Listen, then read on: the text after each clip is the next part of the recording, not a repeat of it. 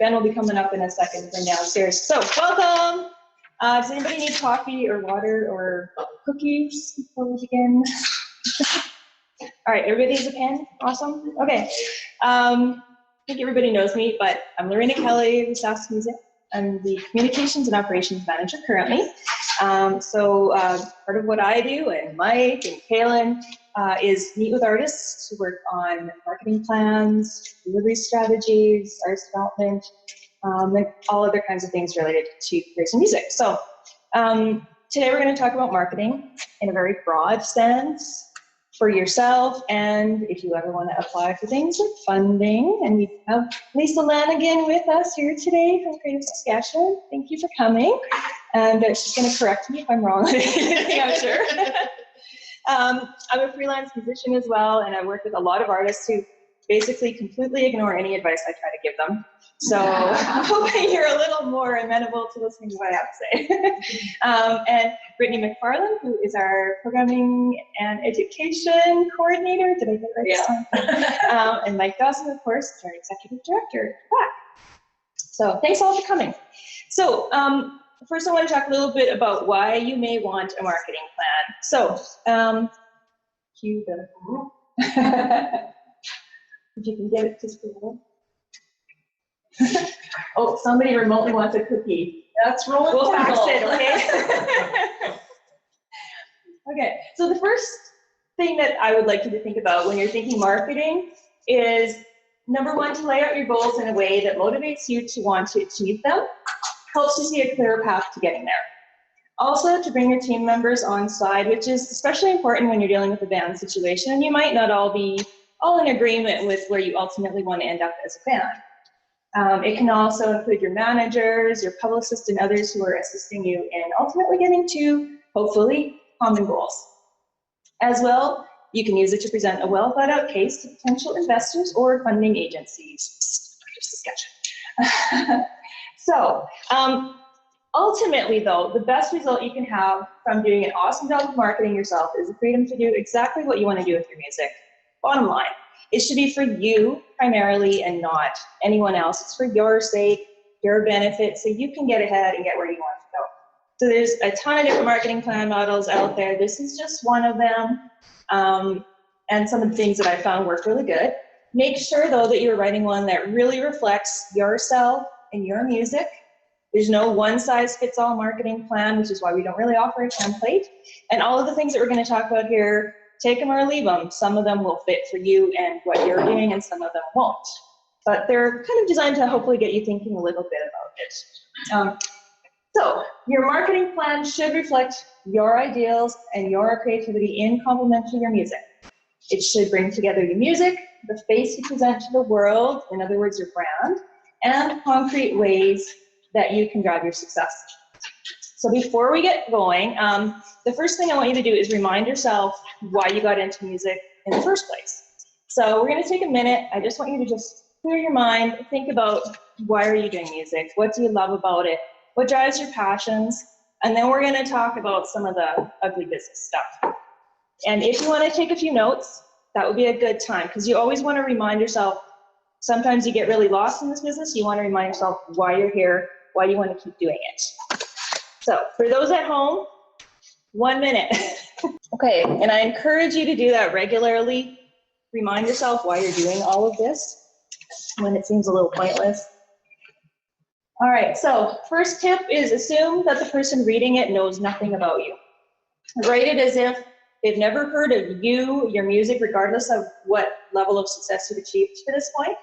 And talk about it in a sense that if somebody doesn't know what your particular subgenre of rock or hip hop or whatever is, they're going to know what you're talking about. It's especially important when you're submitting for a funding application, because you never know who's going to be on that jury. It may be musicians, it may be industry, it may be somebody who's really specializing in one genre or one role, and they have no idea what you're doing. So make sure you're very clear and lay it out.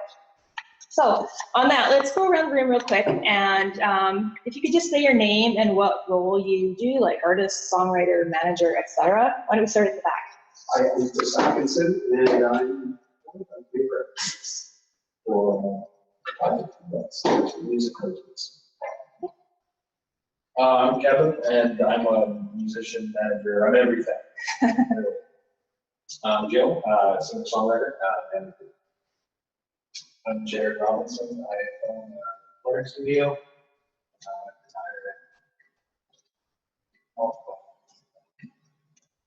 My name is Adam Martin. I'm executive director of CPA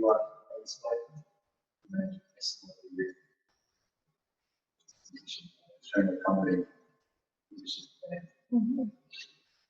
Mike Dawson, Ben Vallejo, who's joined us there from our administrative staff in Regina, and Alexandra. I'm Alex, I'm a singer-songwriter. Go ahead. I'm Lorena, and I work for Nice. Not even only open, but classical and jazz musician. Chevelle, and songwriter, and organizer of the school. Matt Hunter, I'm a solo guitar player. And Lisa Lanigan. And what instrument do you play? Well, piano. So I administer music programs and funding at Saskatchewan. So ready to tour or market or record, talk to me. And former radio personality. Yes, I used to work at SaskMusic. And over here. And Catherine, I'm actually. And I'm Kyle, I'm a singer. Right on. All right. I think we can go on to the next one. All right. So when you're getting started, there's a few key sections that I feel you should have included in your marketing plan. And these are the questions that you want to think about answering for each of the different sections. So we're going to get into these in a lot greater detail as we go through this evening. But basically the who, what, when, where, why, how, and then how much when you're attaching budget figures to everything. So we're going to kind of run through all of these for each of the different sections that are coming up, and I think it'll become self-explanatory. So action number one, first you're going to start jotting down everything that you hope to achieve in the next 6 months, 1 year, 2 years, and 5 years. And I'd like to take about 3 minutes right now and get you to just start writing. So any goals that you have, think about what you want to get done in the next 6 months. Maybe you're working on an album right now, and your plan includes an album release date, pre-release strategies. Maybe you're touring. Maybe you have been putting off getting together with another songwriter to do some writing, anything like that. And then think a little broader as well. So if you've got a tour coming up next spring, or you're in a new album cycle next summer, think about all of that and just start writing. Throw down everything you can think of right now, every goal you might have, whether it's big or small. If you want to get nominated for a Juno one day, or you want to tour with Beck, or you want to learn a new instrument, put it all in there. Just don't worry about why or how it's going to happen right now. Just start writing. So I'm going to give you 3 minutes to do that, and then you're going to carry on with it later. But just to give you an idea, so you can think about those things as we're talking about the rest of the steps. All right. So again, keep going on those, please, because it's going to also form pretty much your whole marketing plan. So as you go through these later and add to them, you want to be thinking about where you want to ultimately get to. What is the overarching milestone that you want to achieve? So if one of your goals is to be nominated for a Juno Award, first of all, you need to finish a really good album. You need to market the album. You need to release it in a certain eligibility period. You need to know what genre it fits into for your submission, and so on and so forth.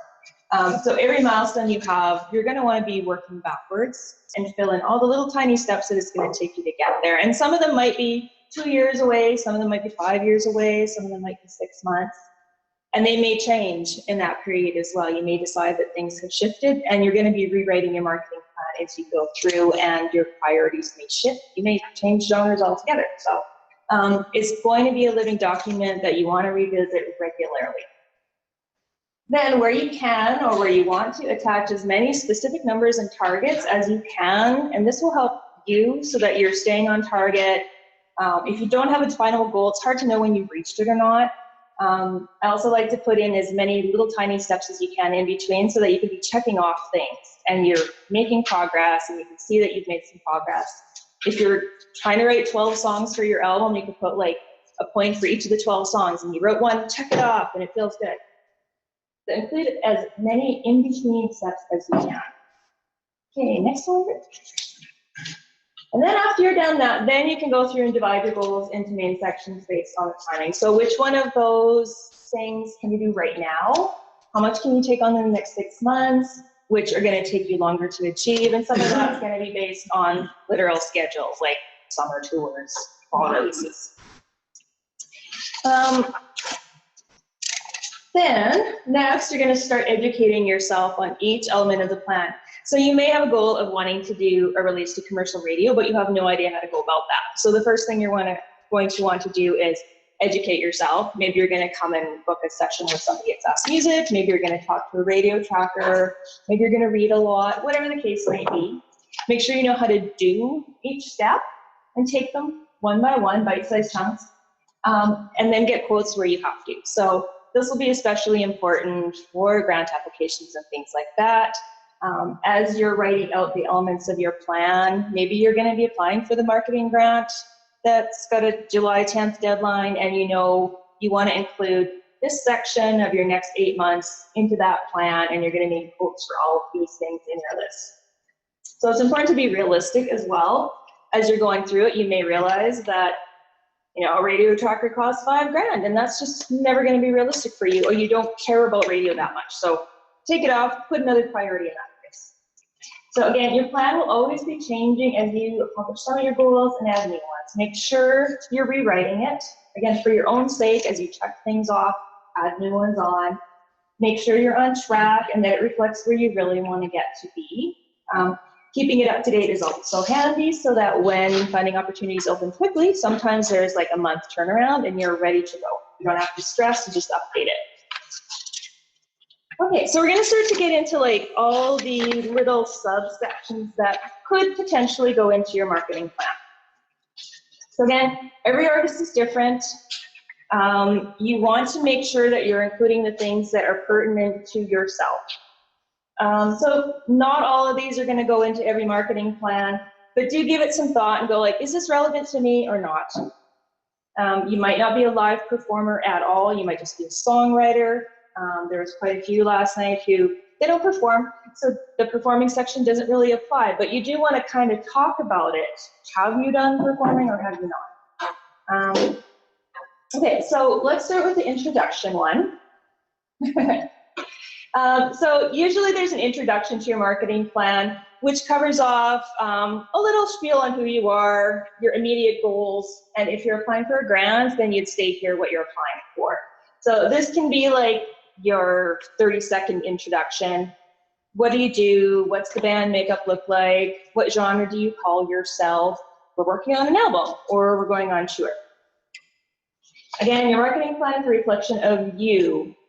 Don't look at anybody else's. What they're writing may not be pertinent to you. You might get some good tips off of it, but really it's about you and where you want to go and what your music sounds like. The second part is your artist bio. So this is kind of obvious, but make sure that you get into some detail. When you're talking about a marketing plan, this gives context to everything else that comes after. So you want to get really into what genre you are in, maybe what your influences were. If it's a new band, you want to talk about each individual band member and maybe what they've done prior so that you can maybe demonstrate that you might be a new band, but every member has done this and this and this, and you've actually done a lot of playing, just not as this particular band yet. This is where you really want to get the reader pumped up about what you're doing, get excited, like get them to buy into what you want to do and that you're excited about what you want to do. So talk about where you've been and more importantly, where you want to go. This part should especially be constantly updated. Now this isn't the same thing as what goes on your website. This is like extended play version. And then the last point, don't embellish. It's really easy to figure out now when you kind of stretch the truth on things. And also don't be vague. So if you're saying you had a charting single, you have to explain it a little further than that.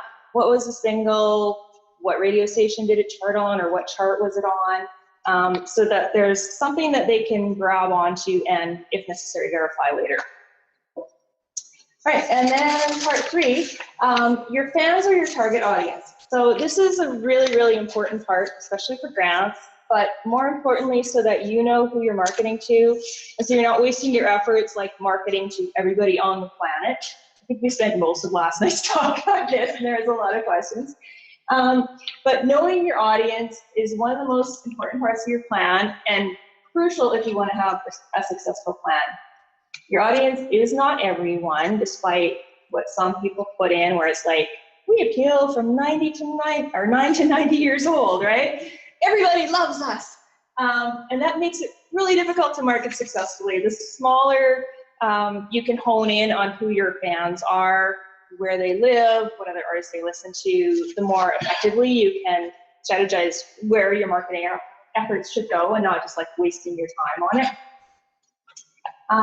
So if you think about who your audiences are, I'm going to pick on you, Kevin. Name your 3 favorite bands.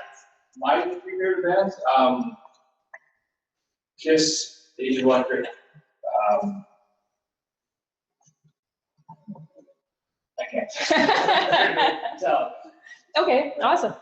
So that's a pretty specific group of artists, right? Yeah. So if you're thinking about who you're marketing to, odds are you're going to be looking at as well people who like those same 3 artists, right? You can hone in pretty specifically. You probably know roughly what age range you're looking at. They're probably male. They probably live. And how would I just from my interaction results, these or who else will show that that's a good judge? Or? That's a good start on it for sure. The other one that we were talking a lot about last night is like on your Facebook page, for example, and all of the socials have different levels of how much analytical information you can pull off. But I mean, Facebook pages for a start, you can see who's interacting with your page, who's reacting to things or posting. You can use it to pull out stats for sure. You can go like, you know what, like 70% of our Facebook fans are male and live in, you know, the southwestern states or whatever. But there's also a whole lot of other sites available now who can capture that information for you. So like Next Big Sound is one of them. I encourage everybody to go at least check it out and play around with it. It's free. It's a website that aggregates together all of your socials, for starters. You plunk in your Twitter handle, your Facebook, and it calculates how many of your fans are male and how many are female, for example. It also trends your videos, which one of your videos is doing the best based on your YouTube channel that you tell it. And the interesting thing is you can also follow any other artist you want to. So you could pick, let's say, Age of Electric, and plunk in their Twitter handle, their YouTube. Most of the artists that you might want to know are probably linked in there already. So like anybody with a label, usually if you just type in their name, it brings them up right away, and you can see exactly what their fan ratio is, what their trending videos are, what their top countries are, that kind of thing, like how many followers they've had. So like if you go and look up the Dead South, and you'll see like top video right now, they've got a viral thing going on. It'll show you like where all their most likes are coming from this week, how much they've increased this week over last week. So you can kind of check out the competition locally, but also fans that you want to emulate or that you hope to kind of get into the same market, the same venues, and so on. Right? So, and that's a free one. There's similar things for like Twitter and YouTube and everything else like that. And there's also some other sites that maybe I'll post alongside this on the website later. There's also a new, I don't know even what you would call it, monster site called Nielsen Music Connect. So I don't know if you're familiar with Nielsen BDS. Traditionally, they track statistics for the music industry, and SoundScan, which is tracking sales. Like you can input side of stage sales, but it was largely based on SKUs, like HMVs and stuff like that.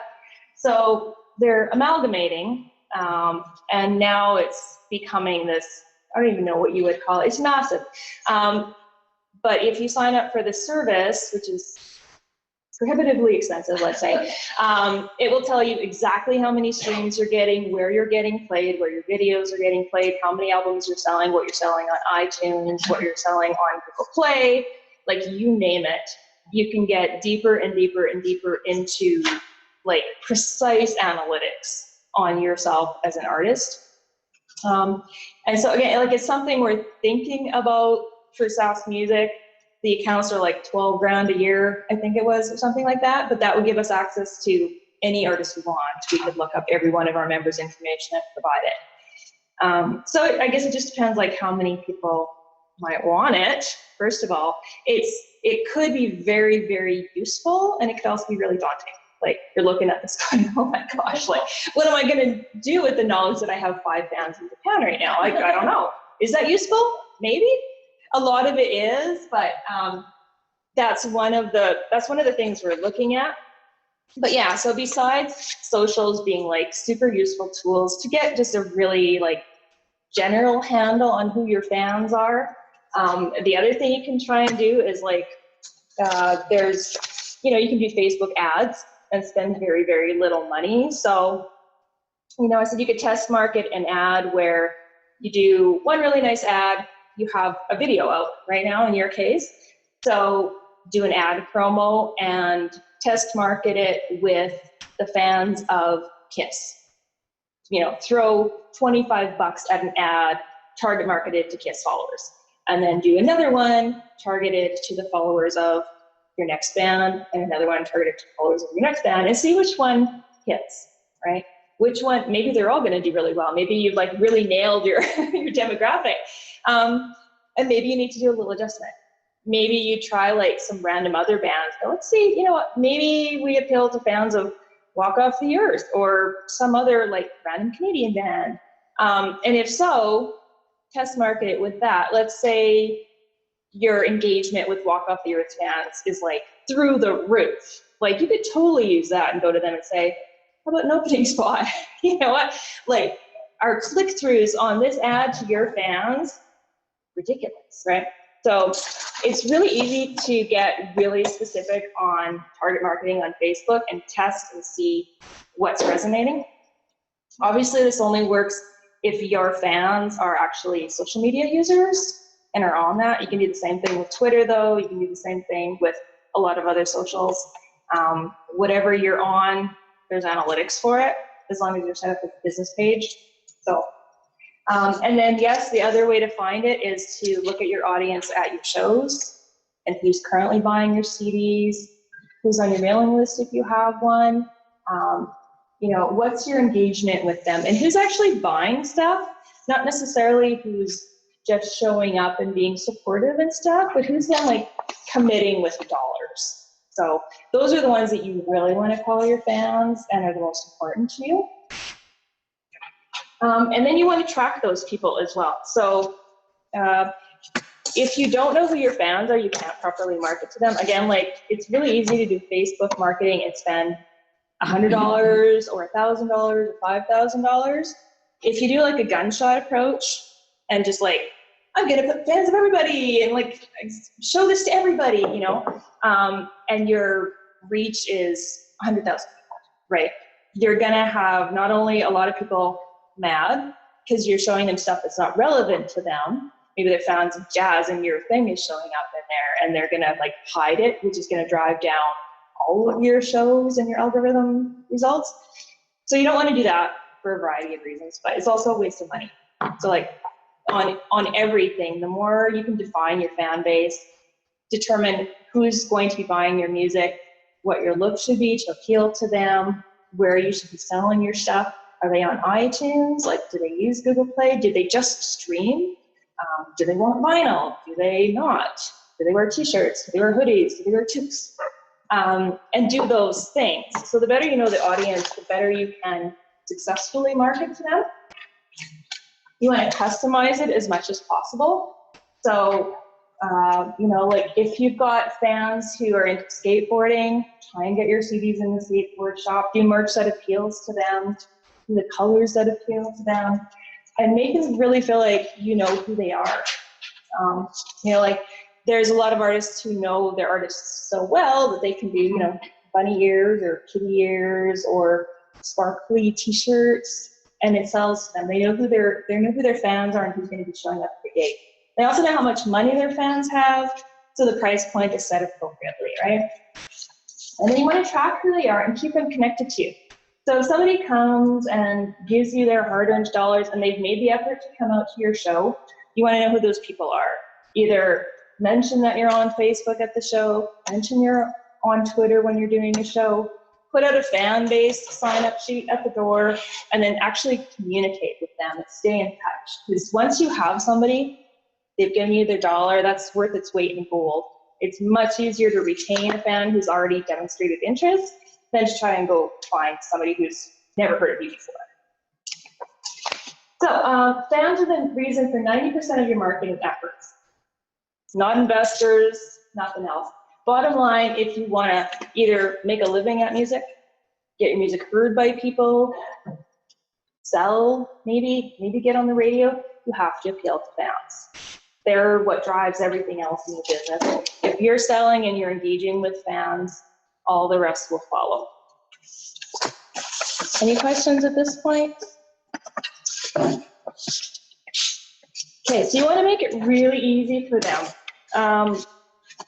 Think about, you know, what radio stations do they listen to? Are you appropriate for those radio stations? If you're working in a mainstream genre like rock and you would like to be on rock radio, then you know you have to gear your tracks towards rock radio. You need the proper production, you need them to be mastered, and so on. I think we can go on to the next one.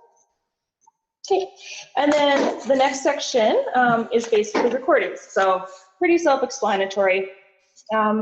Obviously, beyond the creative, always doing the best quality recording that you can, even if it's one song or two songs. Maybe you can afford to do an EP. Always make sure it's quality-wise as awesome as you can get it. And then in your marketing plan, your recording history and discography, if you have any previous stuff, mention any successes you've had, and again, be specific. If you sold really, really well, put numbers in there. If you've got some radio spins, put that in there. You know, if you had a songwriting contest winner or anything like that. And talk about the future. If you're going to be working forward and your next 6-month or 12-month strategy is to work on a new album, then you want to make sure you include lots of specific information on your sessions, who you've chosen as a producer, studio, the songs you've chosen, the songwriters, if you're getting outside writers in, and then talk about why you're choosing to do it that way.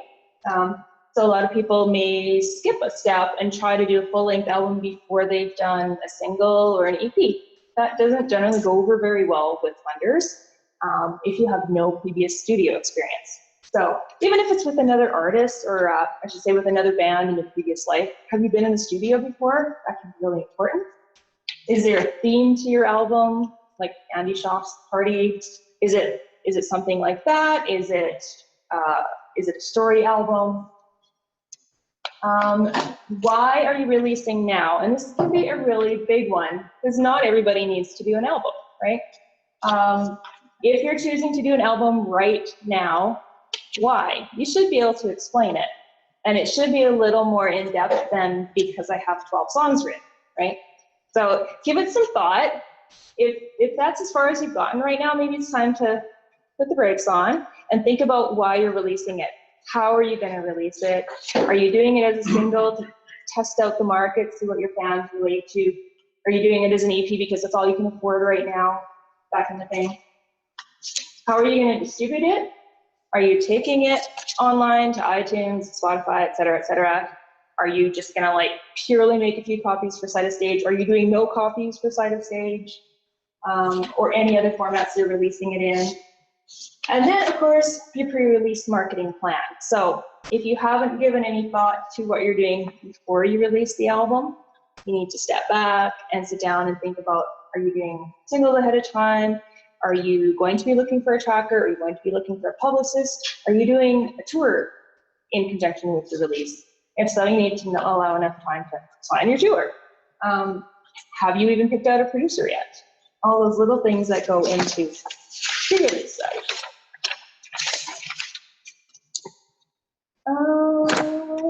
I'm just gonna go out over a couple more things. Again, like don't overlook the necessity to allow significant time for pre-release. It's very, very common for an artist to finish the album. It looks great, sounds great, and then they roll it out and they've forgotten to do anything ahead of time. Depending on what genre you're in, this can be like crucially important or just super important.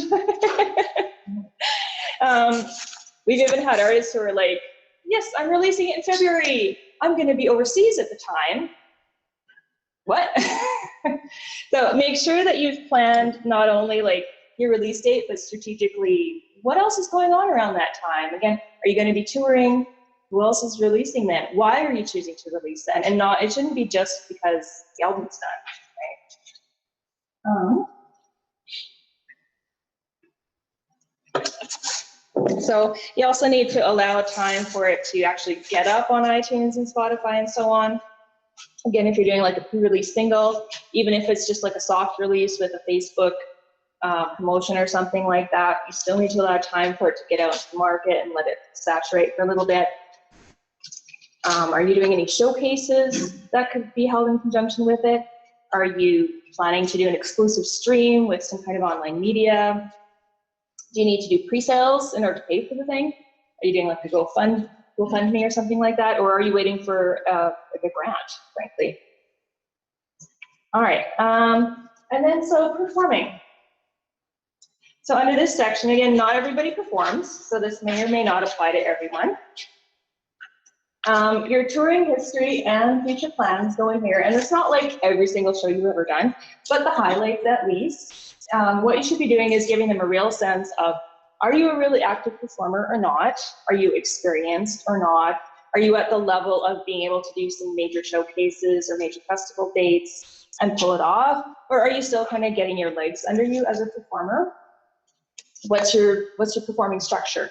Is it you and then you hire freelancers for every show? Is it you and backing tracks? Is it you and a band who's been together for 10 years? So those things that are kinds of things make a crucial difference for like who's gonna wanna book you, right? Talk about what you can do or what you are doing. So what I mean by that is if you can't tour, because everybody's got day jobs, then talk about what you are doing instead. So maybe you're playing locally as much as you humanly can. Maybe you're gonna do some live streams of you performing. Maybe you're gonna do house concerts. Maybe you're gonna do as long a tour as you can when summer hits. And maybe it's just like weekend gigs, but whatever you are doing, talk about that instead of talking about, we can't tour, oh well. Talk about the types of venues that you work in, the average capacities that you would typically see, and this can be a range. Maybe you do coffee shops and clubs and festivals.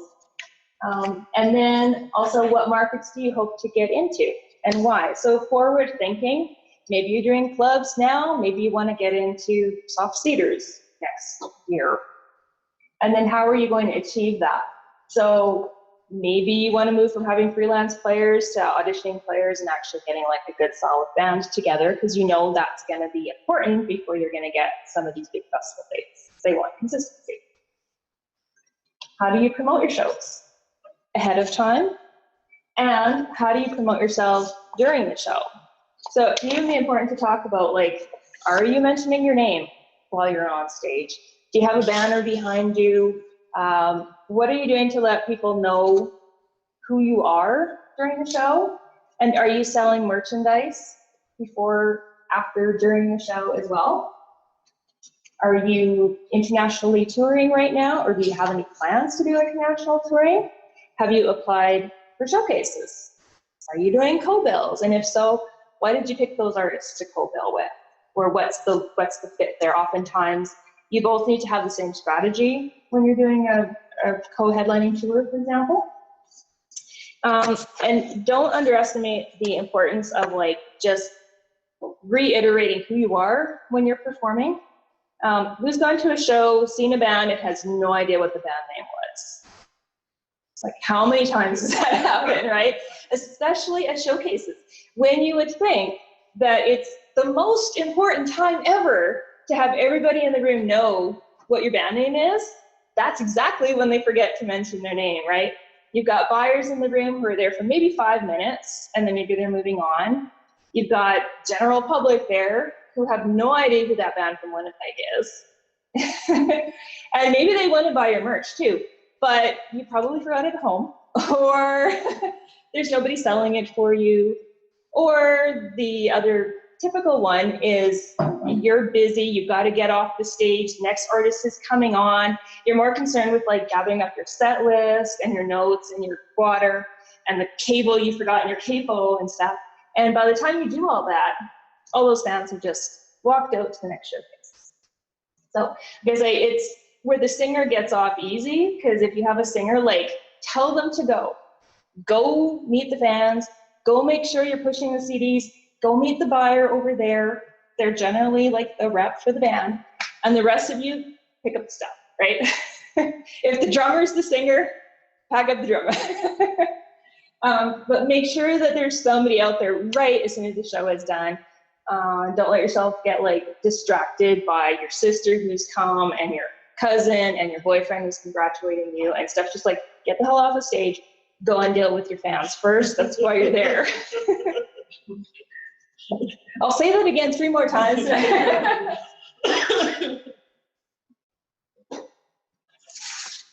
All right.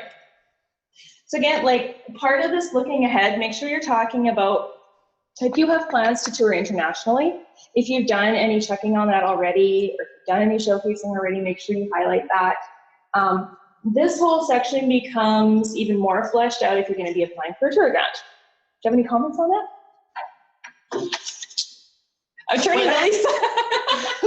What can I say? I mean, can you over-explain any of these areas if you're applying for a tour grant? Well, I mean, market demand is essential and commercial intent within a tour application.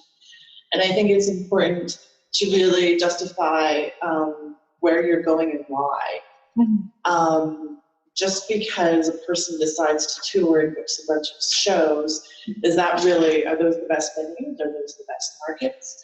And a jury is going to know that. And marketing is super important within your tour application as well. A lot of your marketing expenses specific to the tour are eligible expenses. So things like hiring a publicist, hiring a graphic designer to do some stuff for the tour, postering, advertising for the tour, all of those expenses are eligible, and they all need to make sense. And within your tour itinerary, not only are you going to have all of your tour dates and where you are at the beginning of the day and the end of the day, and because all that's going to help calculate your eligible expenses for your ground transportation and airfare and per diems and all of that. But it's really to paint a picture overall of what your tour looks like. But not only is it an opportunity to identify where your shows are, your travel, but your hustle. What are you doing on that tour aside from showing up and playing the shows? Are you going to radio stations? Are you going to community stations? Are you going to local record stores? What do you have planned? What are you doing? Because the jury always responds favorably to hustle and to seeing that you're doing everything you can to make these shows a success. And it's always really nice within an application. And of course, if you do want to apply for touring, you can talk about this one-on-one. But a market-by-market breakdown of how you're marketing and promoting your tour, that's always helpful, because sometimes, a big general plan doesn't really speak to every different place that you're going. So, say you have a show in Winnipeg, so it's like, okay, you're playing at the West End Cultural Center. What's the venue capacity there? How many tickets do you expect to sell? What marketing activities are you doing specifically in Winnipeg to promote that show? How many fans do you have in Winnipeg? What are your Facebook fans doing? Just all of those very specific things. And it's like, you know, it's just a snapshot view. It's like, here's Winnipeg, here's my show, this is what I'm doing, you know, and then my next show, I'm in like Sault Ste. Marie, and this is what I'm doing here, you know. So that's helpful. Should I stop now? Like, I don't want to go on a tangent. I don't want to steal your thunder. Yeah, you'll stick around for a few minutes after though, too, right? Absolutely, All right. Cool.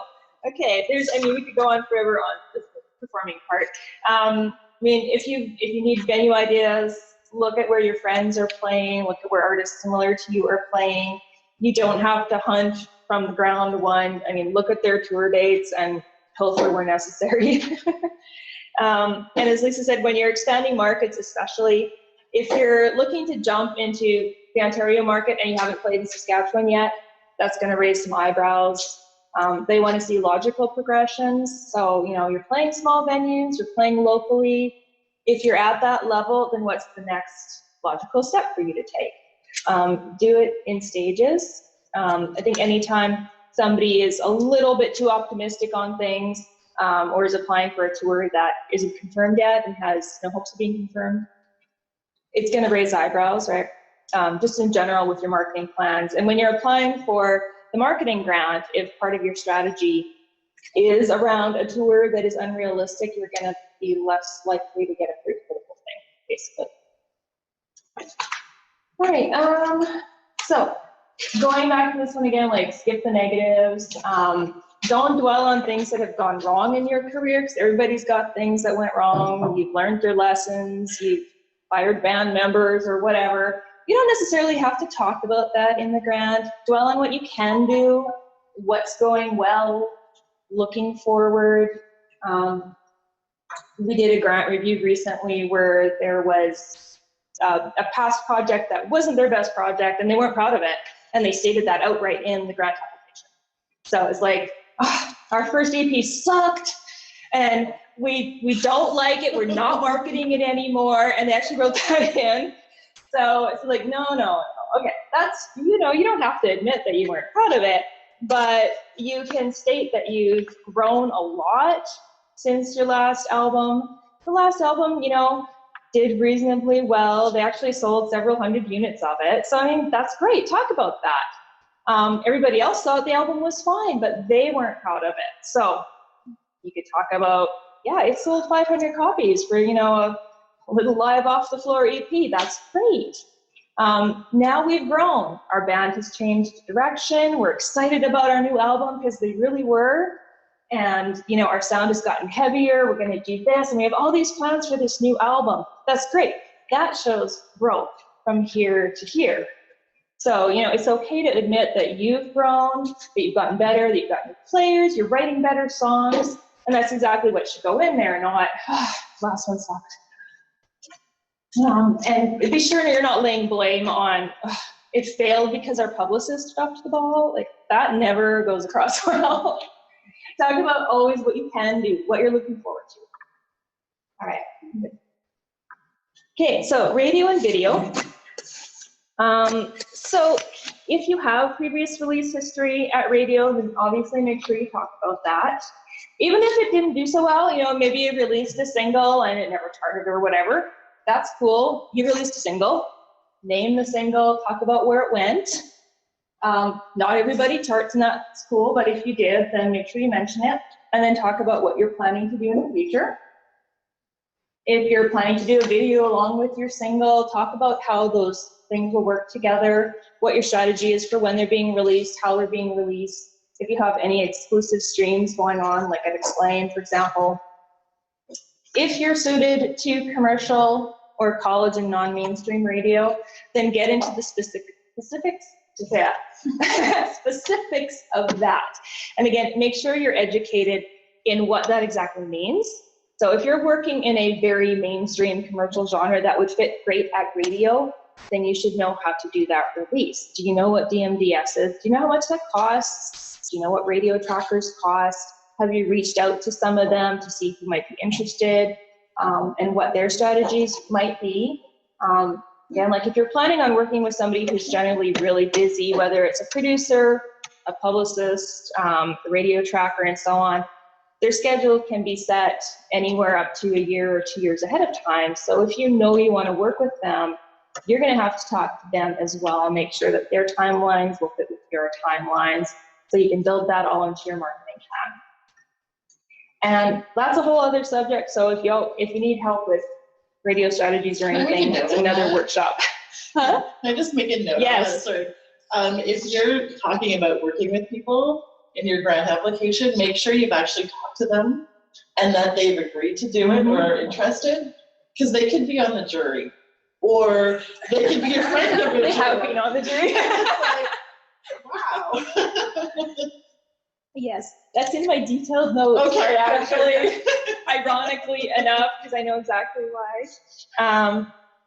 Yeah, so, and then media promotional tours, again, if you're like in a mainstream genre where it's important for you to go and meet face-to-face with radio programmers, that can be included in this part of your strategy, as well as if you're just doing social media releases. I call them soft releases, but you still want to have a strategy. You still want to make sure that you're rolling out nicely. We had one artist who's not radio friendly at all, more really like old school traditional stuff. And so she did a series of social media releases instead, where it's like, okay, I want people to get to hear my album. So I'm going to roll out one song and I'm going to talk about the song, why it was written, who it was written for. She talked about who the players were on it. And then, got the families of all the players liking it, and they spread it around, and each single had its own little life. So I was like, let's do one this month, and then the next month she rolled out another single. Next month she rolled out another single. And I think her Facebook likes went up like at least 400% from doing this. And it was something she wasn't even going to do anyway. I was like, well, you don't have to just release to commercial radio. You can do a strategic release cycle on socials. And again, like wherever your fans live, if they're on Twitter, then do it on Twitter, or maybe it's email. Like for some of her fans, they were a little bit more mature, so send it out in an email and let people know about it. And she ended up selling like 3,000 copies of the album, which is like crazy for somebody who's not even on radio and not really touring and the first project. So, but she did it the correct way for her fan base. Obviously, videos are hugely important right now. It can really do well on your social media. A well-done video can really bring the fans into feeling like they know who you are. But make sure it's really well done. You don't ever want to have a video out with really bad audio, because it is in the music industry. And if you have definite ideas for your storyboards or videos, put them into your marketing plan as well. Some artists have a whole series of videos planned out, or maybe it's like a 3-part series of videos that are with a certain director. Make sure you include that as well. That's something unique. Like if you have a really artistic vision, like Chris, right? It's got a really unique video angle that works really well for your target demographic. So it's a visual thing. But I'm sure you didn't just like decide one day, I'm going to do a video. Like there's thought that goes into it. Videos are expensive, even if you do it on the iPhone. And I mean, YouTube is one of the biggest ways that fans are discovering music nowadays. So doing a well done video is hugely important. Has everybody seen the Dead South video right now? It's one, yeah. So I mean, that wasn't something they planned for. Maybe they did if they were creative geniuses. But they did a cool video that they thought was cool, and a song that they liked, and they wanted to invest the time and effort into it. They had a director that believed in the project, and it got picked up on the right things by chance or by circumstance. But it happens frequently with videos. Yeah. So. Lisa, you might get a kick of this one. So, do not be vague anywhere in your marketing plan, ever, for any reason. It indicates that possibly you don't know anything about the subject, possibly you just forgot to write more about it, but it gives the impression that you don't really know. If you say, we're going to do a commercial radio release, period, and you don't talk about where, how, are you tracking it yourself, are you not? How much does that cost? Like, that is a huge commitment to undertake for a 1-sentence line in your plan. If you're saying you're going to go apply for showcases, period, that's not sufficient. You need to know what markets are appropriate for you, what showcases even exist, what's the timing of them, are you going to have an album coming out around that time, are you going to be able to tour in conjunction with that, and get really specific. Make sure you've done your homework on things. Again, like if you're going to release to college or commercial radio, I should say, you should know who the trackers are that are appropriate for your genre and how much they cost. And you might rule it out as a result of doing that checking, but make sure you know what projects are reasonable for you and will fit with your own strategy and your goals. Do you have a comment on that, Lisa? Yeah, vagueness is never cool, especially when you're asking for a lot of money. Yeah. All right. Social media and websites. So some people use social media, some people don't, and it can often really depend on what genre you're working in. Again, if your fans are on social media, then it's logical for you to be on social media as well. If they're there and you're not good at it, then you should get good at it. The one upside, or there's many upsides, but the one main upside to using socials is that's where you can really let your fans get to know you. You can get really personal if you choose to. You can decide if you want to be political on there, how you want to interact. Are you aloof? Are you personable? That can be their way to feeling like they really know who you are, you're a friend. Make sure you curate your artist page versus your personal page. You may want to have the two completely separate and there's no crossover. The artist is the artist and the person is the person. Or you may not. Maybe you don't care. Maybe you are what you are and everything is free for everybody. Traditional websites can still be important as a one-stop shop for, especially for industry to go, that they know they can find your current bio, your full tour dates, your latest video, and all the other things you're going to need, like press photos and so on, without having to scroll through some endless Facebook feed, especially if you're active on social media, as you should be, like posting every day or a few times a week or whatever. Sometimes you have to scroll and scroll and scroll until the point where you just give up. I can't find what your latest single is. I'm out of here. Go to your website. There it is. Easy. And above all, whatever you choose to be on, make sure it's updated. Don't let it sit there. Depending on the industry person, for example, some of them might use Twitter more than anything else. If your Twitter feed hasn't been updated in 6 months or 8 months, they're going to assume that your band has gone dormant, or that you just haven't been doing anything, or you just, could care less. If all of your socials haven't been updated in 6 to 8 months, I will tend to assume that you're not playing right now. You're on hiatus. You're not interested in being called. So, any comments on that one? Oh, yeah. Does a jury look at? Absolutely. A jury always checks out websites and social media, and if you're saying that you're doing all this stuff and you've done all this stuff, and none of it is on your socials, there's question marks. And especially if you're saying you're going to do all this stuff in promotion of your tour, well, here's a really good example of how successful you are at or not at marketing yourself. Yeah. So make sure it's up to date. Yes.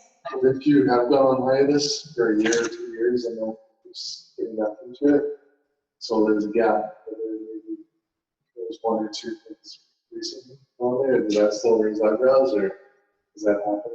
It happens a lot. Yeah. Start ramping up again. And even acknowledge it. Yeah. Hey, let's have a party. Yeah, for sure. Like there's a lot of artists that maybe they set up their page and then they just couldn't be bothered to figure out how Facebook works or whatever. So it's like, start posting. And again, like we can sit down and come up with a strategy for like, what kinds of things should you be posting? How often should you post? And as a brand, what's the face you want to put out there? Are you highly visual? Are you going to write like poetry on your wall? Some artists are super political and they're okay with that being on their artist page. That's part of their artist persona, right? But there's ways to ramp up into it and let people know that you're on the go, but then don't drop it again. Like don't go and do a flurry of posts and then oops, you know, see you later. So just be consistent about it and start to work on it. But again, that can be a separate consult too. Okay. Yes. Okay. I think we can move on. Okay. So press releases can literally be, you know, a press release that goes out to media or on your social media. It can also include sections on alternative media. So, and generally when you're talking about radio now, there's, you know, if you're sending out to a rock stream, there's a set number of rock stations in Canada. If you're sending to college radio, there's a set number of college stations. When you're getting into the alternative media that are like extremely genre specific, maybe it's like metal blogs and that kind of thing, you do want to start getting into specifics and list them.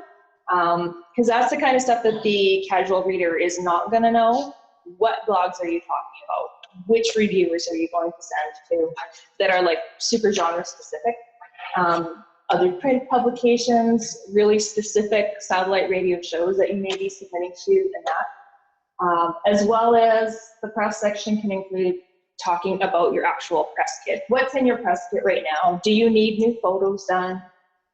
Is your bio well written? Have you talked to somebody about it? Does it live somewhere online for buyers to access?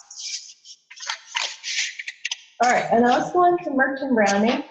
So basically branding is, in a nutshell, what the fan sees when they see you, when they hear you, when they go to your show. Start to work on your brand from day one of being an artist. It can be really difficult to change the perception that somebody has of you if you've gone out and, for example, done really bad shows or done Bush League shows, or maybe you got drunk and fell off the stage. It's really hard to recover from that kind of stuff. Not him in any ways. But you know, like as soon as you go out and you start marketing yourself as an artist, everything you do from then on is contributing to your brand and the impression that your fans are going to have of you. It includes how you interact on social media, how you interact with your fans after the show. Like if you just take off and leave the venue and you don't stay to sign, you don't stay to meet anybody, and you just want to get the heck out of there, that also says a lot about who you are. What's your imagery? Is it true to what your music is, and does it match? Do you have really good photos? If you want to get really good press reviews or mentions, you probably want to make sure that your photography is up to snuff. Is your merch catered to your fans? Again, so if your typical fan wears hoodies, then see how much hoodies cost to get made. If you don't wear them, then don't do that. And creativity and uniqueness is really good here. We've had some really unique ideas at CD release parties lately, where it's like either jewelry or the kinds of merch that they're doing that nobody else is doing. I think Rosie and the Riveters was doing aprons for a while. I think they do soap. It's like it fits with the brand of the artist, and I don't know who all buys the aprons, but it's like someone was brought up with the pump during Breakout West. Oh really? But if people will buy it just for the kitsch factor sometimes, if it fits the artist, you know, it's like, oh, that's really cool. Sometimes you get home and you're like, why did I buy this? But you bought it, they got you. And then it can also include paper promotions if you're still doing postering or slipping pieces of paper on a car window or anything like that. You might still be doing that. It can also include things like this and things you wear, your logo, your color scheme, and you want it to be consistent across all your socials, all your merchandise, everything. Just about any major artist you can name. I mean, go look at their website, Twitter, YouTube, look at their current t-shirts that they're selling on their website, and it's all very likely going to match because they probably have a huge marketing team. But there's a reason for that, you know? The fan sees it, they think about you. They see this, they might not even have to see your name, and they know, oh, well, that's Taylor Swift, that's this, you know, U2, etc. Okay, and going on to the team. So the team section of your plan can include anybody who's currently working with you or that you are looking to work with. So anybody who's doing stuff that you're not. It can also include band members who've been delegated to do certain things. So maybe you're the booker in the band. Talk about that and how that works within the band. And the team section can also include just relationship building. So if you're intending to solicit new team members, maybe you're going to conferences specifically so you can talk to some radio trackers and meet them face-to-face, or publicists and talk to them face-to-face, or somebody who's working overseas in a certain market that you'd like to get into. So talk about how you build these relationships as well. This can be crucially important. And again, don't include anybody on your team list that you actually haven't talked to. You can get quotes from a whole bunch of people, but when push comes to shove, they're like, I'm already booked now for the year. I can't take on your project. So you don't want to include their bio. But otherwise, their credentials can make a whole lot of weight to your application. So if you're going with a top tracker and they've agreed to work with you, put their bio in. You can include a letter of commitment sometimes. Anything else you'd like to see on that? And Lisa? Like an estimate or a quote or something to back up the budget is always good. But it just really goes to show that other people have already bought into you. So it just gives a lot of weight to what you're doing. Yeah, like, and the really busy radio trackers as well, like they won't take you on unless they believe that they can do a good pitch for you. They're way too busy to take on clients that they don't believe in. If you've got a good one, so the fact that they're willing to even work with you says a lot for their belief in the song and their impression of how it's going to do at radio. All right, next one here. Okay, and then other stuff that you may want to think about that doesn't really fit in any of the other areas. If you're aligned with a specific charity and you do work for them or shows or songs on their behalf, you can talk about that. For those who are like primarily songwriters, you'll have a big section obviously on who you're pitching to, who you looked at, any publishers you've talked to, songwriting success, who are you co-writing with, are you making efforts to expand your network, have you attended events or conferences, are you working on your songwriting, are you taking online courses, any of that kind of stuff that you may want to talk about specifically as a songwriter that may go in place of things like your performing section. And then if you have sponsors or investors on site already, either private or public, make sure you talk about them. If you've got a factor grant secured, you want to talk about that and what kind of credit they're going to get and what their participation is. What are they funding? All right. And then you define the goals. So for all of that stuff that you're thinking about and that you've started to write down, you want to, wherever possible, attach it to a timeline and really realistically think about when you'd like to achieve these things. Then build a timeline for that, which incorporates everything you want to do this year. And again, it can be like really detailed little steps and reference it back to all the stuff that you've been writing about radio and performing and so on. And be optimistic but realistic. So when you're starting off, write big, like shoot high. We had a consult with a Saskatchewan band many, many years ago, and they had a notebook filled with goals, and some of them were like almost laughably high goals, like performing on The Late Show with Dave Letterman, right? Stuff like that. But they also included, we want to play this showcase, this showcase, this showcase. We want to get this single on these radio stations. We're going to do this and this and this. And pretty much everything except the Letterman, they actually got through. And in a very short amount of time, because they were very clear about it. They came in as a band and they sat down and they were all on the same page, like, yeah, we're going to do this, we're going to do this, we're going to do this. And by the time they left, like, they had convinced us that they were going to do it. It's like, okay, like, you have a plan, you have thought this through, and nobody's going to stop you. So there's a lot to be said for being on the same page and having a very clear vision. All right, so this is just one example of what your timeline might look like. So you've got a when, you always want to put a when on it. You want to put a who on it, especially if you're delegating in the band. So you can say, okay, Don, this is on your head. You are responsible for getting this done by July. The what? Attach a specific deadline. This may be related to when your actual tour is happening or when your CD release is happening, and maybe tied to a grant deadline that you need to get it done. And then your goal. And as much as possible, include your goals very specifically. So just as an example on this one, put in your timeline that you need to rehearse before you record. So this has a deadline. We're going to do 15 songs because we want to record 10 in the end. We need to figure out if we need session players. We want to have that done by this date. We want to book a tour for the fall. We need to start it now. Here's where we need to advance it. Here's where we need to set up press interviews for the tour. And here's our goal for that. We want to get this many interviews. And we want to have a tour completed. And more importantly, not just that the tour is completed with like, okay, we want to break even or we want to make $2,000, but that we want it to have a direct impact on our socials. So if you never mention your band name or your socials or your website when you're out touring, you may not actually achieve that goal, right?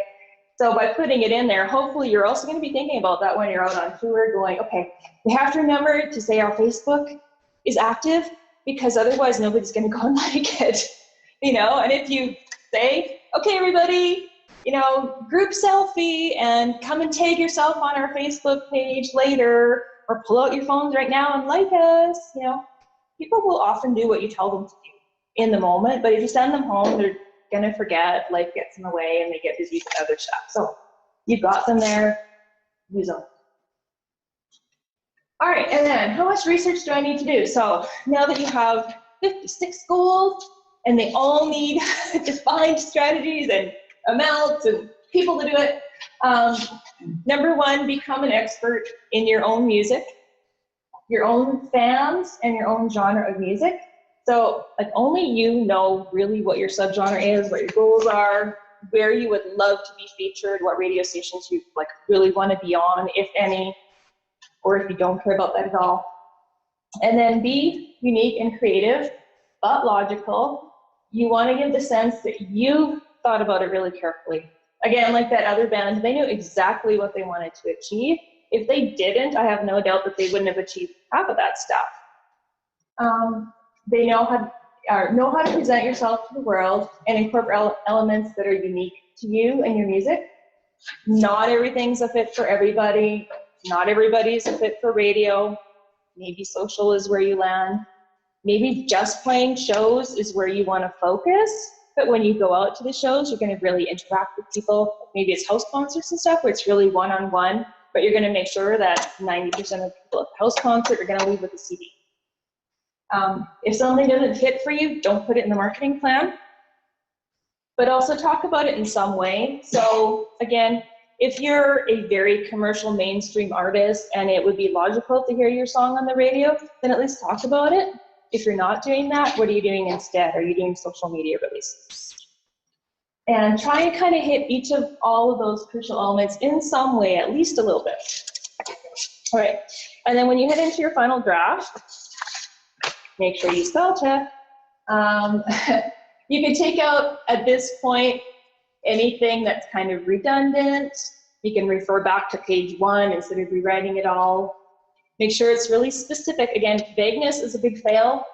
Anything that's like, oops, I didn't really answer this properly, go back and like add more. Maybe you need to do a little more research. Did you include your expected impacts and any results you hope to achieve? So you can say, okay, we're gonna send it to radio. What radio? What song? Who's doing it? What do you ultimately hope to achieve? Like, let's say you take a mainstream country artist, and one I did last week was like, okay, first single ever out to radio. First album for the artist. He's not expecting to chart. Like, all he wants to do is introduce himself to the market, get it out to the programmers, see how it goes, test the market a little bit. You know, maybe he's going to track it himself, but he's going to look at getting a radio tracker quote. But his expectations are realistic. He just wants to get it out and see how it does. And from then, he'll decide if he's going to do another one and if he's going to commit to a tracker and all of the rest of it. But he's also in a mainstream, like, pop country genre where the expectation is that you do something at radio, right? And along with that, there's other things like being at the appropriate conferences, applying for the right showcases, making sure that people locally in the industry know who you are. So make sure that it's specific, it has expected impacts and results. So in his case, it's like testing the waters, right? We'll see from there. He's not expecting to start. Have someone read it through, either an artist who's more established than you, ideally somebody who's like a step up, or the industry association, or an industry person. Are there any unanswered questions? And that's usually kind of where having somebody read it for you and give that feedback comes in. If they know the industry really well, they can say, okay, you mentioned that you want to tour, but then you didn't go on and explain where, how, when, all of that kind of stuff. And then make sure you revisit it and update it regularly. Again, as you're going through it, hopefully you're monthly checking off little items on your list and going back and adding new things. You discovered that, oh, this was a good fit. That worked really well. That thing I did there on social media, that worked really well. We have a viral video. Maybe we should do another one, right? Are you capitalizing on things that have happened? So let's use Dead South again for a second. So if they were all of a sudden, okay, we had a viral video, we're gonna sit at home now. Probably wouldn't be such a great result. I like to use the example of Walk Off the Earth too. I don't know, does everybody remember when that video came out, the Gautier cover, right?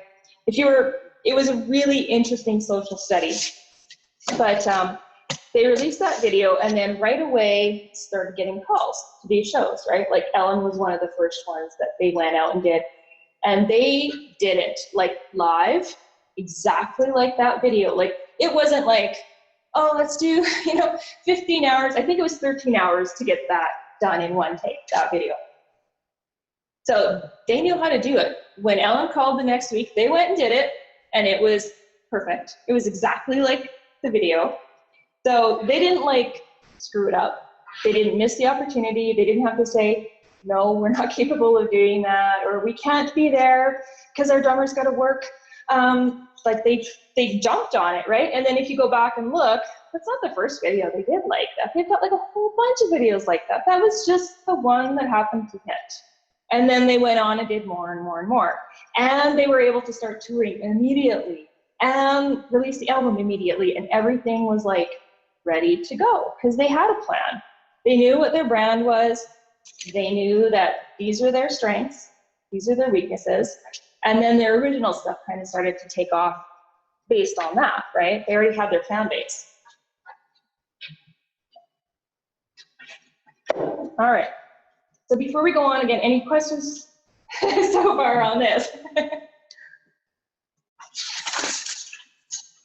All right, so we're going to talk just a little bit about Creative Sask grants specifically. You can correct me if I get anything wrong. So on the additional little one-pager that we hand out are some specific tips for Creative Sask stuff. And the first little checklist there, Lisa was kind enough to give us some frequently asked questions regarding grants. And then the next section kind of gets into the assessment criteria. So for all of Creative Sask stuff specifically, there's like 2 sections you need to read. There's general guidelines, and then there's guidelines specific to the grant you're applying for, so touring or recording or what have you. And the language can be really confusing for artists, and a lot of the time I spend in consults is like, here's what that means in artist language. Can I explain that? Because Creative Saskatchewan funding is multidisciplinary. So it's a little bit tricky. I mean, the tour support grant supports both music and theater. Sound recording is mainly music. There is some book publishing that happens there. But let's say for instance, the Market and Expert Development Grant That's supporting all creative industries that Creative Saskatchewan supports, which is film and television, and digital and book publishing, and fine art, and visual art, and I said book publishing, and of course music. So it's speaking to a lot of different people with one language. So Yeah. that's kind of why things are vague.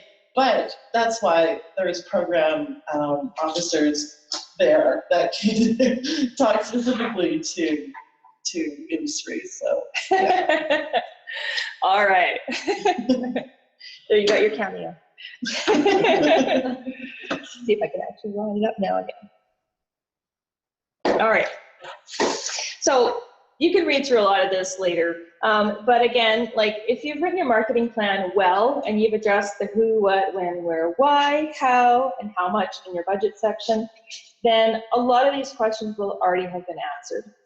Is there a preferred format for you? Like, do you like essay format? Do they like to see things in like point form more so? There really isn't any preference. At some point in the near future, God willing, we will have a new online application system. But for the time being, you can compile it all as a PDF and send it that way. It's just whatever works for you. Just as long as it's like easy to read. However you break it out, some people will identify this is how we, this is experience and capacity, blah, blah, blah, blah, blah. It's really up to you how you do it.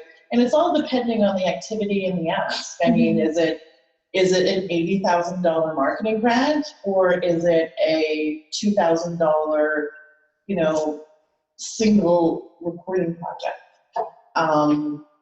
They're going to look totally different, right? So it just depends. But easy to read, and keeping in mind, a juror, they'll be reading dozens and dozens of applications. So, long-winded narrative essays can be hard to digest.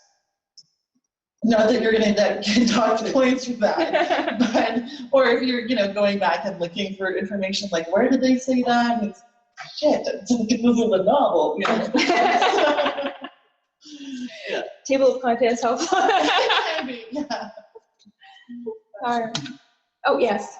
The Saskatchewan Craft Council is putting on a grant writing for Creative Saskatchewan workshop, June 5th to July 10th. It's like every Monday evening.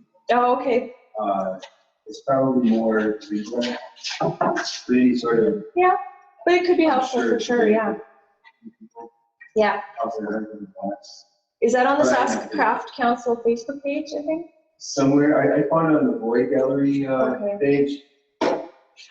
Yeah, everybody's supporting the cash. Yeah, we talk a lot about like the Creative Industry Production Grant, which is access by visual artists and craft artists, which isn't something that music necessarily would want to.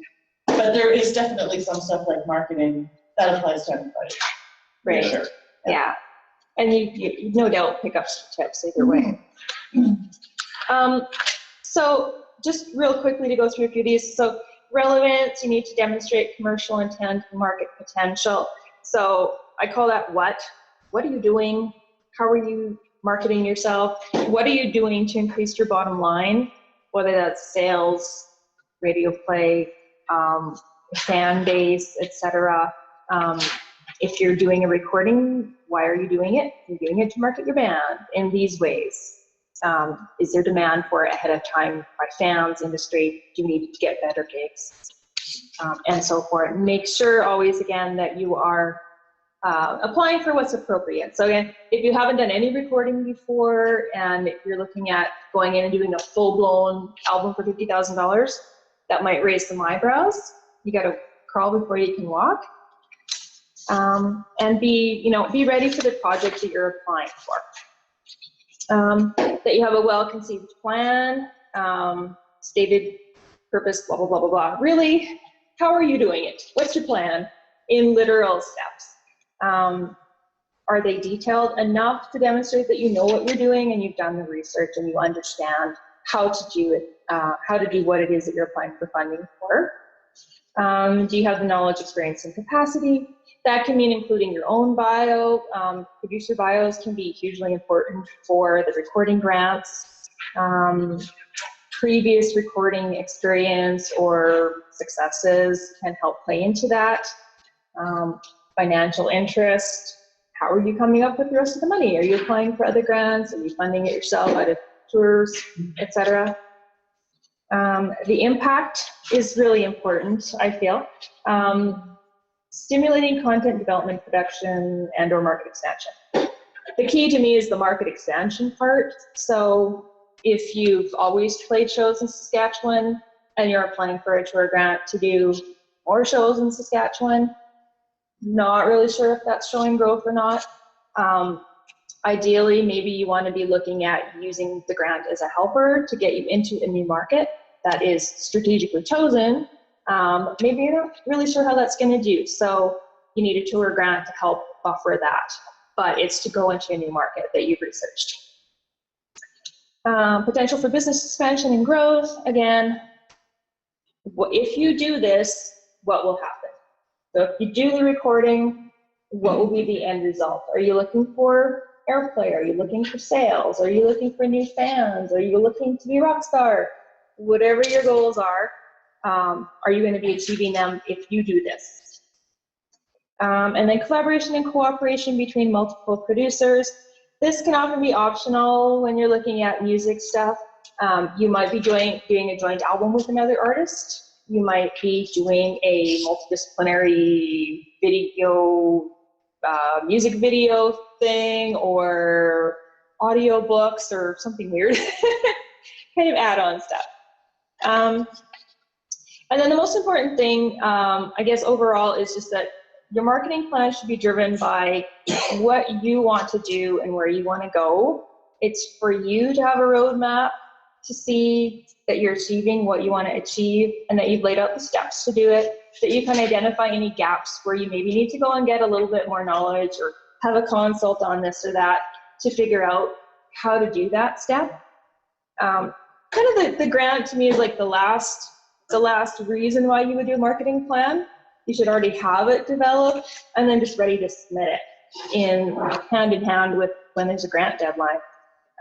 Most artists get turned down the first, second, and more time. I don't know what the stats are for creative SaskMusic now, but I mean, it's very common that even with a really good marketing plan that you'd miss something, or just simply that round, the bar was here. So, you know, we've had artists where it's like, they missed it by this much, and then they went back and they tweaked their plan, and their plan got better, but the bar also went up to here.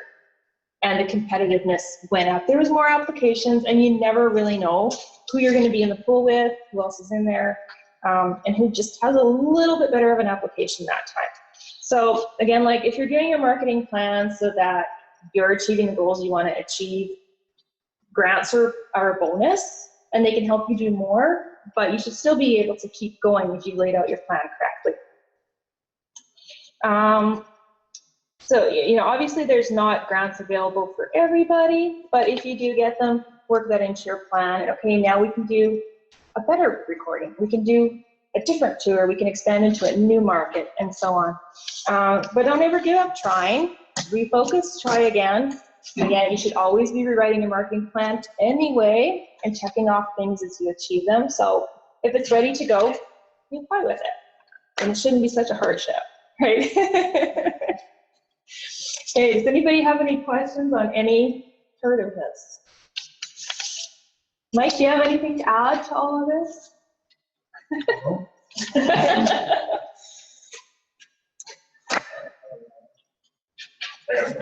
Yep. I've been doing a lot of research on this because I've struggled with this a lot, and I stumbled on how TV pitches ideas and marketing plans where they get creative within the plan, like they add graphics, or is that something that's could be a bad thing? Do they want a nice and simple white paper, black, nothing else? Or if you've got a little creative in here and like, say you're an old time country band and you make the paper look like old wood or something. I don't know, you know what I mean? Like in television, it seems like they expect that. And if something in plain white paper, black paper, you would, I don't know if you don't look at it, or I don't know if that's the same. Well, from Creative Saskatchewan standpoint, it's not frowned upon at all. You know, it's not expected. I mean, you're not going to get docked points if it doesn't look pretty. Yeah. But you know, like there's never any reason to turn your nose down when something's creative. Yeah. You know. Oh. Yeah, I think if it ultimately improves readability and makes them understand it easier, like a pie chart or something, go for it. Because I mean, a band is oftentimes has a feel or a theme to it, and if you can express that in here, but I don't know if that would just give it. Well, no, you can inject your branding, but I mean, this is your marketing plan is really it's seen by you, it's seen by funders and intimate industry who they need something flashy to be impressed. Probably not as much as say media or talent buyers, or, you know what I mean? Yeah, okay. Yeah. On the other hand, I've gotten a lot of employee grants, a little bit of special graphic design and everything. He's called me and said, "We always know what Jared's projects are going to be, and we always got to reach it." So it depends on it. Yeah. Yeah. Yeah, if it makes it easier to read, I think it's a good thing, frankly. And I don't think it would ever hurt. Like if you're doing your branding across everything, like why not? Ultimately on a lot of things, like, with Factor where you're not really submitting anything in paper anymore, you can't do that, but they're gonna look at your website and your socials and stuff and see if that branding is there. Yeah. Got a webinar question. So in Artist Speak, a submission would be broken down into 4 parts: application, budget template, marketing plan, and support document. Would that seems fairly logical to me, but. Yeah, I mean, it would be the application form. It would be what I call the meat of the application, the narrative, where you're addressing all of the requirements. And then any supplementary attachments like press kit, quotes, letters of support, bios, anything like that. And then, of course, your budget, or in some cases, your travel itinerary, which is required for a quick sales. Yeah. Yeah. So for a marketing one specifically, like for a tour grant, you would have obviously your tour itinerary and the specific details on the venues and capacity and so on, and what you're doing about that, but it's got to be specific to the grant as well. I had a comment that you mentioned that you don't have to set a deadline for release or something. Doing it because you said you're going to do it then, whether you're ready, whether it's well put together or not. So I could really identify, but it seems it's happened so often. It just seems you think about everything, all the best in the world. If you would have waited, it would be so much better, or had done this before. Because the bottom line is you only get to release it the first time once. But after that, if you try to redo it, it doesn't seem to ever work. Although remake. Yeah. So that I think that's very, it's really important. Because I know that I've done many projects like this. I always look back and say, well, why didn't we just take this project? Yeah. It's still true. Because once all the creative energy is out and you're ready, you just want to get it out there. And sometimes so I thought that was really pertinent to pick up on that. Yeah, I estimate probably 70% of releases don't have proper thought into pre-release or more. Like say it's like driving a new car off the lot. Once it's off the lot, it's starting to get old and it's starting to get dated, and you can't drive it back again. Like it's out, it's gone. Like, and even like so some artists will literally hold it back even a year or more. Yeah. Maybe it's because they've had label interest all of a sudden and they're waiting for like to see what develops, and so the album gets delayed and delayed. But you also have to keep in mind that like production quality is going to start to get dated as well. Like sounds are changing really super fast, and especially depending on the genre, right? So if you've done an album in 2016 and it's not released until 2018, you The know. band may be somewhere else. Oh, yeah. Yeah, and the other thing is too, like as soon as the album is out, artists tend to think about the next album. It's right, okay, that's done, and I'm not excited about that anymore. And I'm like, okay, we'll play it live or whatever. But like you're excited about it before the album comes out, so you want to like do your pre-release strategy while you're still excited. Here comes my album, and write it all down, and then like think about it while you're passionate, not when it's feeling old to you. Especially if you had it done and then you sit on it and wait to release it. It's like, oh, that's 2-year-old album out. But yeah, we get a lot of comments about like, oh, my album was released 8 months ago. Can I still do a release party? Can I still send it to media now? That kind of sounds like, well, you can, but they're not going to be excited about it either because now it's old. They're getting it late. So, yeah. Can I add, because this is something that we've had many discussions with, because when it comes to grants, like if you were to receive a sound recording grant, your final report due date would be based on your timeline. And we're really hoping that your timeline is well thought out, because you're asking for $20,000 of public money to go and do this album. And we want to make sure that you know what you're doing and you have everything figured out and you're ready to go. But at the same time, I understand, and there needs to be flexibility. And if anything can go in the ditch quicker, it's a sound recording project because stuff happens all the time. So I think it's important to, when you're putting your timeline together, try and think about, okay, what can go wrong here? Yeah, build in your buffers. Like, what happens if we get into the studio and things fall apart? What happens when my artwork is delayed by 2 months? What happens when my manufacturer goes out of business? What happens if my if the mastering is delayed by 2 months? Like, what happens? Mm-hmm. So you do want, to allow those buffers and have a really good plan of, what's going to happen when this is done. And so there does need to be that flexibility, but that at the same time knowing time is money, and you don't want to get into the studio and start fooling around and, clock is ticking, right? Like, so it's really kind of a fine balance. Next story. Lose my voice simultaneously. But I do think there was a time, not so many years ago, 2 or 3 years ago, where just to work through the mechanisms of the music industry took 6 months. And everyone really talked about slowing down and taking 6 months to do everything properly, listening to the record, and get all that stuff. And I think what happened for a lot of independent artists was figuring out the industry could go, they finish the record, and then they just waited 6 months to release it. Travel the week before, rather than putting all the work in. And I think it's just a common I'll do most of my years. It's sometimes you get caught in the jargon of the industry thing, you're artists and just want to get something a little more hard.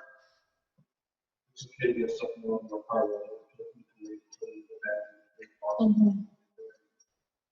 And one of the big issues I think now is that this sounds a little bleaker than it is, but effectively the moment that your record is released, it's sort of dead. There's no new lift on it. That's where it is. And so the one thing I could advise everyone to consider when you're using your own personal marketing plan, however you put it into language for an application, but for your website is to put as much hot air in that record as you can. Usually don't hesitate for a second to get 12 songs, to release 5 of them before the album's even out, 4 of them for sure. because each one of those is a talking point to something new. It's a piece of news. It's something shareable, and it builds life to the next one. And I guess people excited. You're hearing this all over the day, and then the next day people are like, there's nothing new.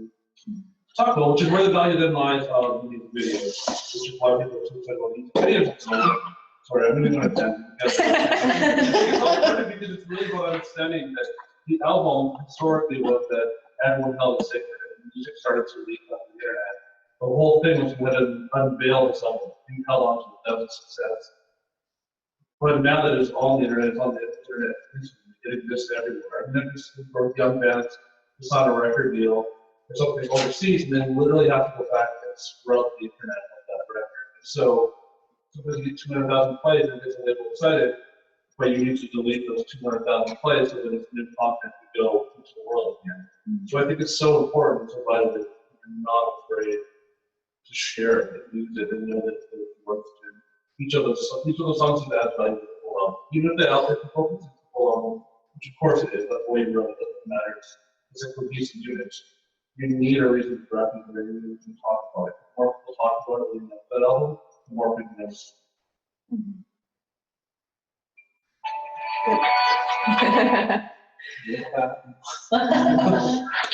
Can I say something about that?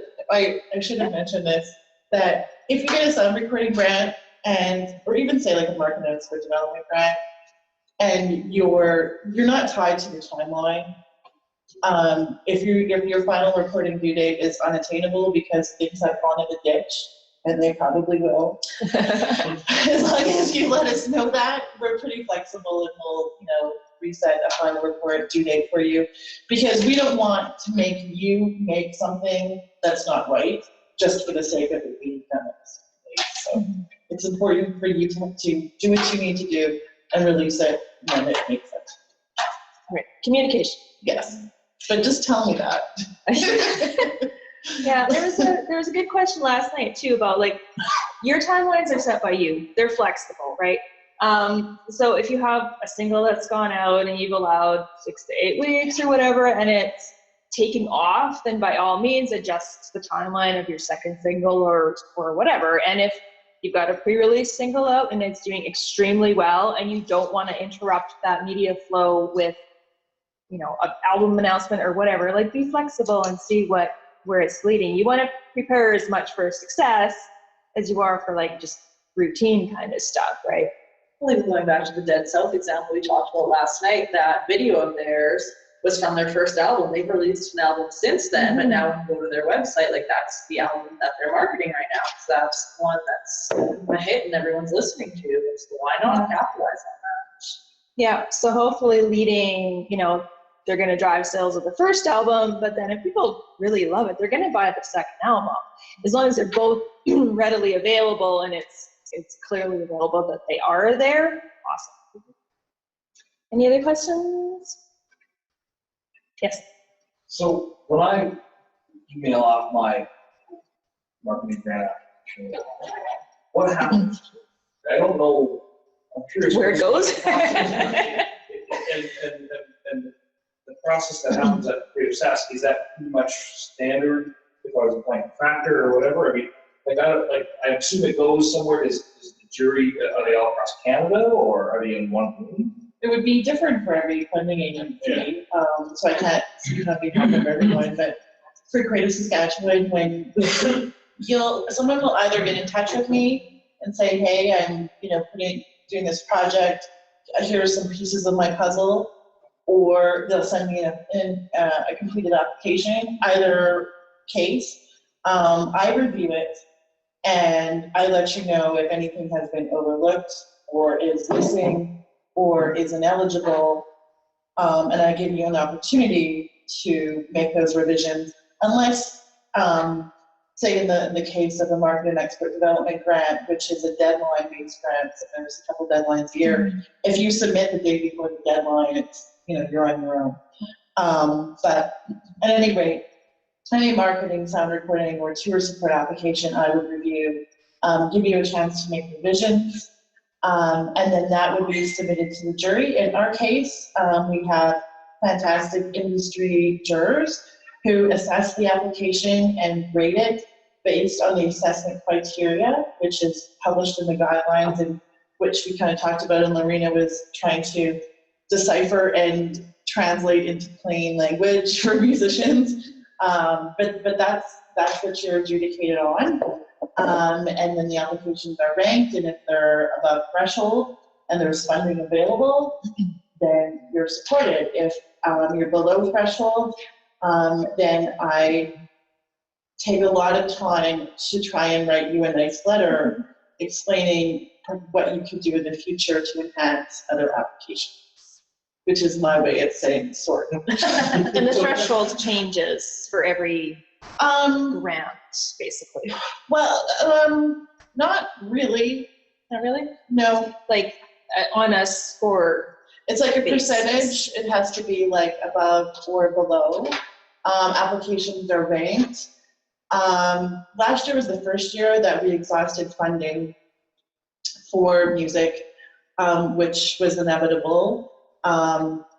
Very good chance it's going to happen again this year. It's unfortunate, but it's nice to demonstrate that the funding is necessary and we need more.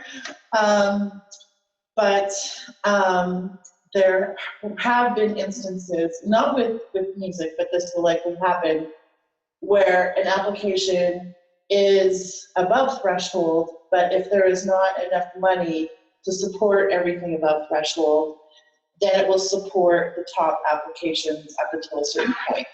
So it's, 1, 2, 3, 4, whatever, something like that. So is it a bunch of people in the room that are? It's different for every grant. Just really depends on the logistics. Okay. And then everybody, all the jury, they'll read the application, Pen comes out, and then they and then they submit their scores, and then there's a meeting, and then there's a chance for scores to be revised before final threshold is. I've always been curious, yeah. Yeah.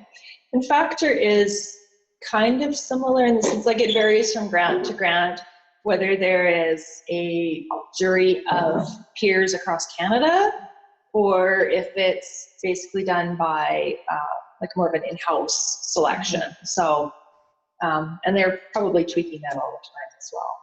In some grants, it's a matter of like internal assessment, like our market travel grant, which is to support showcases. So if you get into read the bond or something and you apply, that's not adjudicated by a jury. It's just basically, this is the requirements. Have you checked all the boxes? Yes or no. It's not a formality to money. There's still an opportunity to not receive money, but it's a little bit different. Also, factor is taking and looking for the jurors, really unique, the criteria. And the big honest there, I mean, sort of people being not educated, problems. It's kind of helping me accomplish it. But the counterpoint is you get to a lot of the applications. You won't take all the data and just straighten up points and say, educated staff. Yeah. Yeah. So the SaskMusic one, the juries are in other provinces? The factor ones? So Greater Saskatchewan, sorry, are they the jury for the Greater That Saskatchewan? depends. Oh, It's different for every program. gotcha. Yeah. So, yeah. So I guess, first of all, we'd like to thank Greater Saskatchewan because they made this possible. Thank you, No, Lisa and all. Totally. Yeah.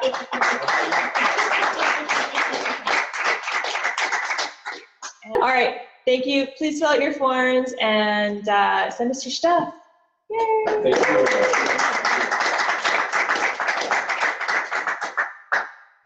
you.